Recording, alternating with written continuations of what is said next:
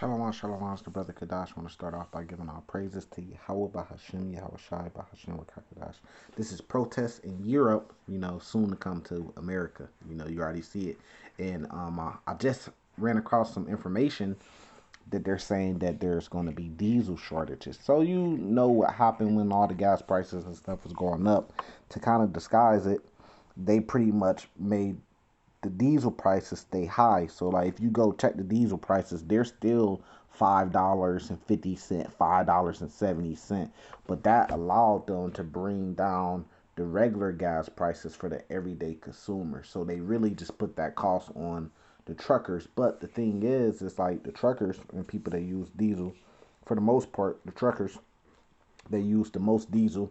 That's how you get all your materials. Everything that you got all around you, pretty much every material, every item that you got, they've been on a truck at some point in time. So really it's a bad deal. But just like during the time of Egypt, you had the magicians was trying to recreate the plagues to kind of like try to figure out why they were happening, to take the credit away from the Lord, just roughly paraphrasing it, roughly summing it up. But it's kind of like today, but the Lord said that he had them in derision, so they're trying to figure out how to do this, how to do that. But the Lord is really taking a whole system down, so when diesel shortages come in and you can't get none of your materials anymore, then that's going to cause all hell to break loose, and then they're saying even regular gas, there's shortages on those things. And then they're saying if China go to war with Taiwan, since everything is made from China pretty much in America, then they could easily cut off Mystery Babylon the Great. They could cut this whore off and not send any of their things, and that'll put pressure on the people to protest against the government because of their quality of life is going to go down. And then especially with the people that's been so spoiled, a first world country, let alone the super number one superpower, super world power, whatever, in the world, these people have been made very, very soft. So when those hard times come, it's going to hit them even harder. Just think about all the celebrities living in LA and shit like that. When they can't get gas and they can't get materials they need, like, man, shit's going to be crazy. But let's let this play. These are protests that's going on, but this shit is coming over here to America. Well, to finish up, protests have erupted across Europe as the cost of living continues to rise. In France, which has decades-high inflation, a coalition of unions called for a nationwide strike, trying to capitalise on the anger. A nationwide strike, and this isn't just happening over there, man. This is happening really all around the world. They said that shit's going on with China right now, so that's why World War III is finna come, and or if we possibly could say that we're already like in the beginning stages of it. Pretty much you are, because we understand the things that's going on behind the scenes. They're not openly saying that, but pretty much they are. So this is really worldwide, not just nationwide. This follows weeks-long industrial action at French oil refineries as workers demand higher wages. A third of France's nuclear reactors have also been affected, which is delaying the crucial pre-winter maintenance. Regional train traffic was also cut by about half. I mean, and I'm sorry for keep pausing it, but I don't want to lose my thought. But yeah, this is happening worldwide, and they're just kicking the can down the street. This has been 2019, what happened at the end of 2019 that the world has never seen. That shit was, I ain't saying that it's not real, but it's really, the economy was going to go to where it was going to go, which is down the drain, regardless if that happened or not. So they using different things to cover up what's happening, and possibly this whole war too. They're using different things to cover up that just the economies are going to shit. Everything comes to an end and they're getting to their end. They have got to their peak, and then the Lord is starting to plague them and they're starting to come down. So everybody wants higher wages, like I said with the truck drivers. Well, if diesel prices go up, like if you own your truck, then you have to pay for diesel out of pocket, right? Now if the diesel prices go up, then guess what? You're going to want your rate to go up on your loads. So if you're getting this much to run a load out to California, then you gonna want more because now look, it's more expensive for me to operate because I have to pay more in diesel, and then 9 times out of 10, if I got to pay more in diesel, then everything else is going up. Windshield fluid, coolant. That truck drivers, they have to replace coolant very often because they're putting so many miles.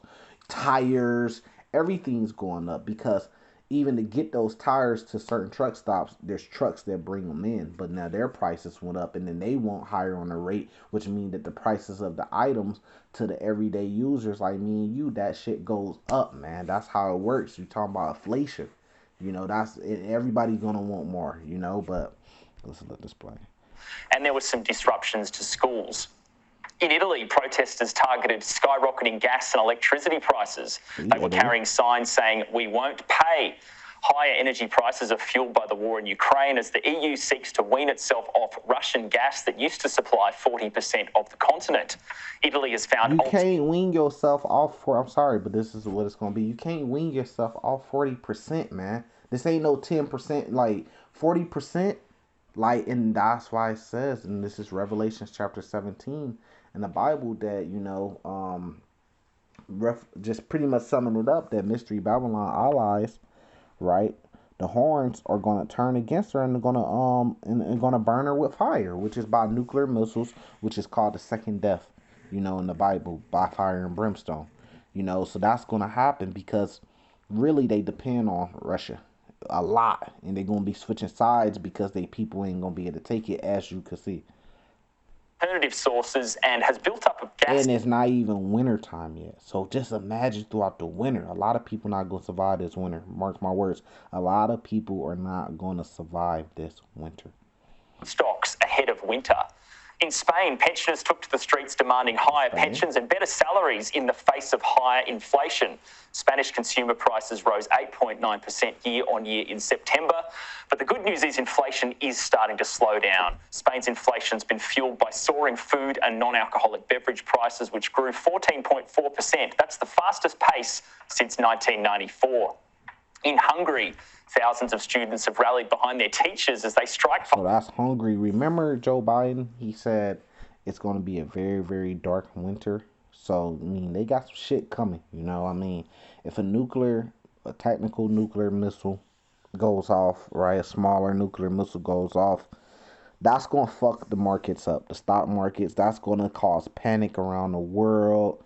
People aren't going to know, is this going to escalate? Are we this close to, a lot of people are going to quit their jobs. A lot of people are going to bug the fuck out. If they got bug out camps and bunkers, they're going to go ahead and head to the motherfuckers, you know what I mean? Because if they do that and then NATO is forced to respond, America, Mystery Babylon, really, it's forced to respond, and they do strikes, whether it be conventional or not, just regular strikes, that's going to escalate, and it's just going to keep going all the way up to the top if that's what the Lord will is, because the Lord is controlling it all.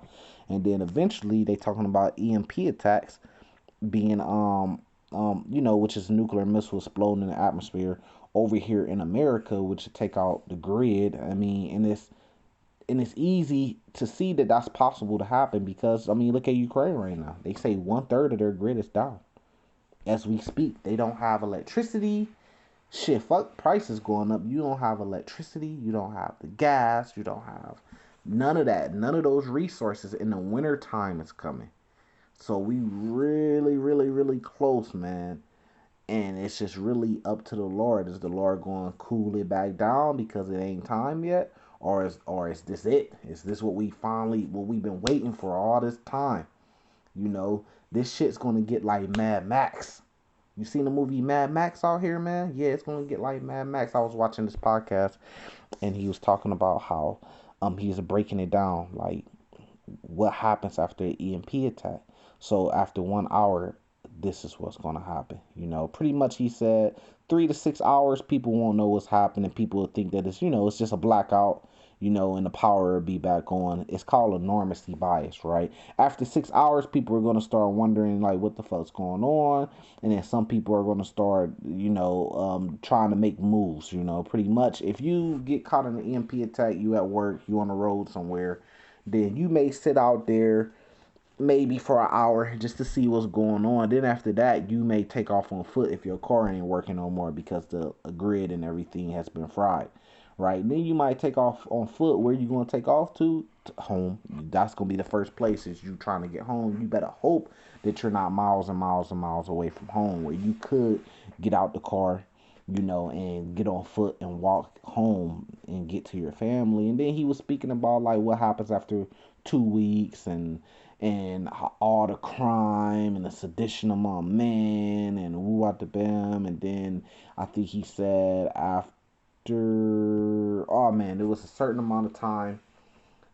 Things after 2 months, things have kind of died down because most of the violent people would have been, put to death, right? Because by the sword, if you're violent like that, then you're just inviting that, and then your chances go up because you're gonna have those confrontations where you're gonna be going at people and people are gonna be retaliating against you. You're probably not gonna survive that way, and then they were saying like I think after a year, like 90 or 80% with the power grid being down and disease is spreading. They said disease is going to kill more people than violence, because that disease is going to be unchecked, So he said like 80-90% of the population to be dead, So you got to think about it like right now, if you get shot, you could go to the hospital. You could possibly survive, depending on where you get shot at. They take the bullet out, they patch you up, what the bam, you switch the patches every so often and stuff like that. But if you get shot